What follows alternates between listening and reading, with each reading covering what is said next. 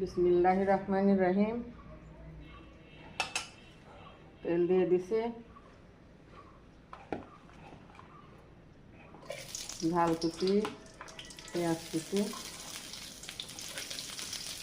দিয়ে আমি এগুলো ভালো করে ভেজে নেব। পালং শাক দিয়ে, বড় চিংড়ি মাছ বাগদা চিংড়ি দিয়ে পালং শাক দিয়ে রান্না করব। লবণ, পালং শাক তো বেশি একটা মশলা দেবো না, জিরে গুঁড়া, হলুদের গুঁড়া দিয়ে দিলাম। এবার একটু ভেজে নেব। এবার আমি চিংড়ি মাছগুলো দিয়ে দেবো।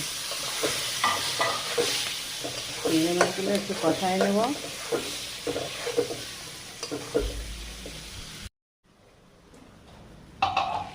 পানি উঠলে গেছে, আমি এইবার শাকগুলো দিয়ে দেবো। পালং শাক, নিরামিষ শাক, একদম টাটকা শাক, খুব সুন্দর শাকগুলো, একদম নরম। শাকগুলো দিয়ে আমি ঢেকে দেবো।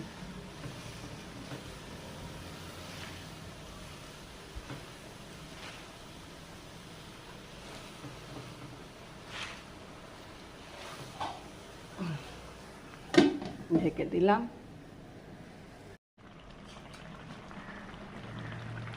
পালং শাক আর চিংড়ি মাছ আমার রান্না হয়ে গেছে।